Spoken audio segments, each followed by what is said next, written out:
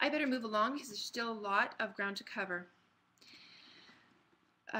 In verse 9, let's take a look at Isaiah 23, verse 9. The Lord of hosts hath purposed it to stain the pride of all glory. When he brings down the ships of Tarshish like the Titanic, it is because of their pride. He wants to stain their pride of glory, because Joseph gets a lot of glory. Joseph gets blessings of the deep that lieth under. But you know what? Joseph then vaunts up his pride. Because what's more glorious than sailing the 7 seas, circumnavigating the earth? No one does this but us. Puff out your chest and feel proud, right? Even God couldn't sink this ship. We're so great. We're so awesome. Crown of pride. God brings it down. You have pride, you're just asking for trouble from God. Pass through thy land as a river, O daughter of Tarshish, there is no more strength. This is a commandment for the last days. If you are a daughter of Tarshish like I am, this is a command for you in these last days. Wherever you are on the earth, he wants you to pass through your land like a river. So he wants you to go across. What does a river do? A river crosses the entire landmass, even in the inland areas, until it finally ends up where? On the coasts, into the ocean. It moves towards the ocean. He wants our daughter of Tarshish, our people, to travel through wherever you are in your land, through inland areas until you finally end up at the coast. Because why? You're going out on the ocean, baby. That's right. You're going out on the ocean, baby, in these last days. Ooh, it's going to be exciting. Okay. And verse 13. The Assyrian founded it for them well in this. Behold, the land of the Chaldeans. What's the land of the Chaldeans? Babylon. The virgin daughter of Babylon today is the United States of America, which the Lord is going to destroy pretty soon. Who founded the virgin daughter? Who founded the land of the Chaldeans? Who founded the United States of America? The Puritans, right? The Puritans were nothing but Christians from England who were fleeing religious persecution, looking to start a city on a hill. And they landed in Plymouth Rock, and they started the Mayflower Compact, which was, the beginning of government on this land. And it progressed from there. It was my people who founded this country. Okay? It was my people who founded this country. Now, did the Edomites usurp it? Yes, they did. The Edomites are the ones who are really the head of power in this country, but we're the ones who founded it. It says the Assyrians founded it. Now, come on, did actual Gentile Assyrians? No, it's talking about the Hebrew Israelites who were taken into captivity into Assyria, who founded land. Hebrew Israelites that were taken in captivity in Assyria. The Bible documents then from Assyria, they were spread out from there to the 4 corners of the earth. And some of them went north. Joseph's always separated from his brethren, so he went in a different direction from the others. Joseph went north into Europe. And from Europe, he then eventually crossed the Atlantic to go into what the Bible calls the land of the Chaldeans, or Babylon the Great, also known as the United States of America. They were the ones who founded this country. Okay? The Brits, the Irish, the French, the Spaniards were the ones who founded this country. And the Bible says, the land of the Chaldeans, this people was not till the Assyrian founded it. The Assyrian actually being those scattered Hebrew Israelites. For this, the them that dwell in the wilderness, those captive Israelites are all going into Babylon. This is the place of the captivity. This is the spiritual Egypt. They set up towers thereof, they raised the palaces thereof, then he brought in. And so, yeah, we built up the cities of, and he's going to bring it to ruin. Again, howl ye ships of Tarshish, for your strength is laid waste. This is talking about shipwrecks. There was another one very recently, just a few weeks ago, in the month of January 2012. And someone told me about it. I was unaware of it. Did a little research and found out that there was a very serious cruise ship wreck off the coast of Italy. The captain was an Italian. Most of the passengers appeared to be speaking English from the videos I watched. But it was tragic. From what I read, the last information I received, 7 people died. It could be more now. This captain was a jerk. Well, there were still people alive on the ship, but that ship was completely tipped over. And it was horrible. and just happily. And then the Lord is bringing out these things happening to show us who are the ships of Tarshish. He brings down these ships on purpose because of our pride. But you have at who are in these ships. It's my people. It's not the Mexicans. It's not the from the tribe of Issachar. It's not from the tribe of Asher. It's not the black man. It's and it's not the Haitian Levites. The people in these ships are Tarshish, my people, whites, okay? White Europeans. We are the ones always in these shipwrecks, okay? Ships of Tarshish are us. We're the ones who get the blessings of the deep that lieth under. So we're the only ones in these ships. Okay? It says to Joseph gets the blessings of the deep that lieth under.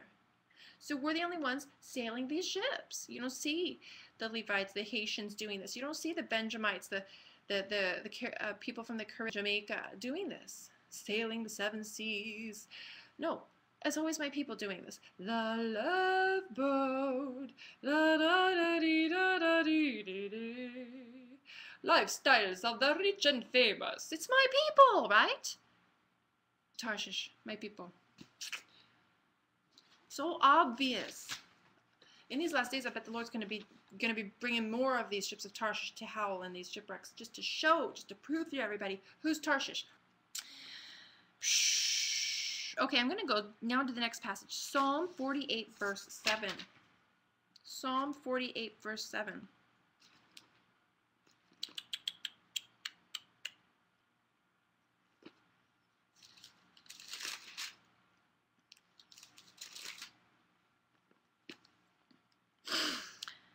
Thou breakest the ships of Tarshish with an east wind.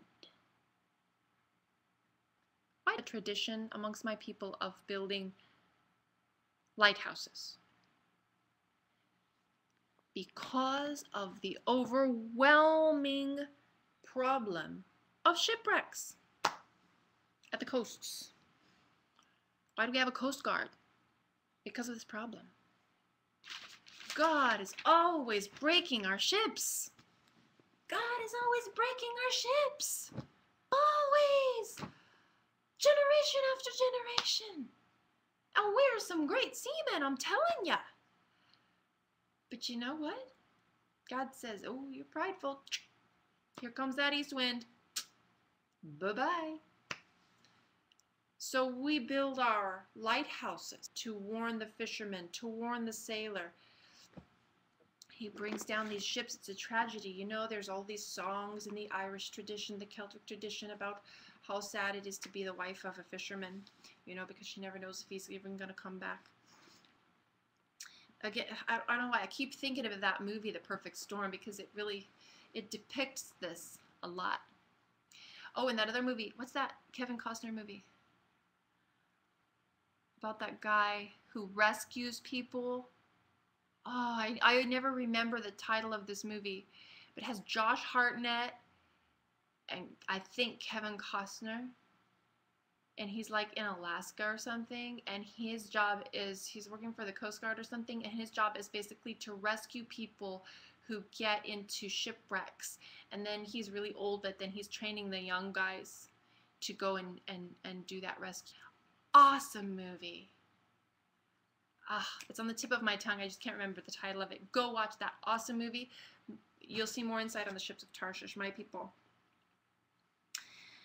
It says very clearly, God breaks the ships of Tarshish with an east wind. The context of this entire chapter, so Psalm 48, is about the glory in Zion. The glory in Zion. Why is it talking about the ships of Tarshish? Because Tarshish is part of Zion. Tarshish are also Hebrew Israelites, the people of God. But you know what? He breaks the ships of the east wind. That's just one of God's jobs, is to bring down the prideful in this world. And Joseph, when we get out on the sea, ooh, we're the stuff. Because see, we're in our element. I was raised with seamen. My father's side and my mother's side both. Men of the sea. I was raised from my youth sailing. And it's just such a glorious feeling. I've already gone into a lot of stuff here. I don't want to waste too much time. Just believe me, I'm sailing. And it's the most amazing feeling in the world. So, sailing on different ships, sailing small vessel, Sabbath, sailing a large vessel. A lot of my relatives have owned their own boat, and you know, we go out on holidays, go out on Father's Day, go out on weekends, go out on sailing regattas, massive regattas that are overnighters, where you're racing and you're staying up overnight in shifts with the skipper, and different members of the crew have to get up in the middle of the night to keep manning the sails, because it's a long regatta. Regatta means race. To you know, like from Newport Beach, California to Ensenada, Mexico, you know, that's an overnighter regatta that my family's done. My family's done this thing where they, without using GPS, without using motor, totally the wind and the sails and celestial navigation, sailing from Newport Beach, California, directly to the Hawaiian Islands and back. My family has the charts to prove it and photographs to prove it. This is part of my heritage, part of my family's ways. Joseph gets blessings of the deep that lieth under, the ocean.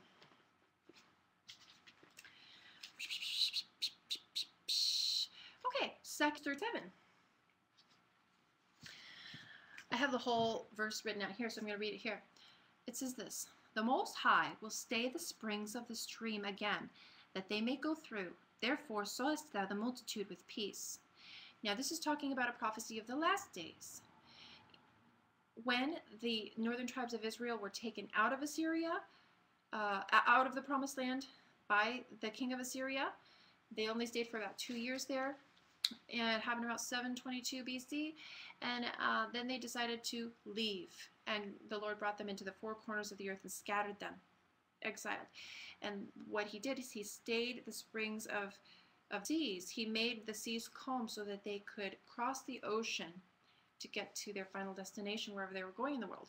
And in the last days, he's going to do the same thing again, so that they can come from that point in the world to where they need to gather to get ready to go back into the promised land, as he's ushering them back together as one nation and back into the promised land that he's going to bring them back. The ships of Tarshish will get back to everyone by passing through their land like a river and bringing others. He will bring the whole multitude back peacefully across the oceans. It's the ships of Tarshish that are going to make this possible, because we're the only tribe that gets this blessing. It has to be Joseph. It has to be Joseph, because out of all the 12 tribes of Israel, we are the only tribe that gets the blessings of the deep that lieth under. We are the only tribe that circumnavigates the globe. I mean, there's an 18-year-old young man from Newport Beach, California, who just recently circumnavigated the world. I forgot his name. I want to say Cumberland. The name Cumberland comes to mind. I could be wrong. A couple years ago, he circumnavigated the world, and he grew up sailing. Okay, so he's capable and he accomplished it. This is my tribe. We're the only ones. You don't see Issachar doing this. You don't see Levi doing this. You don't see Asher doing this. You don't see Benjamin doing this. You don't see any of the 12. You just don't see Reuben doing this. We're the only, because of the deep that lieth under. Edom doesn't get the blessing of the deep that lieth under. No, Edom needs to use us when he wants to do something like this, because we're the ones that get this blessing. So the Lord's going to be using us to bring the ships of Tarshish along. Ezekiel 27, Ezekiel 28. Let's go there right now.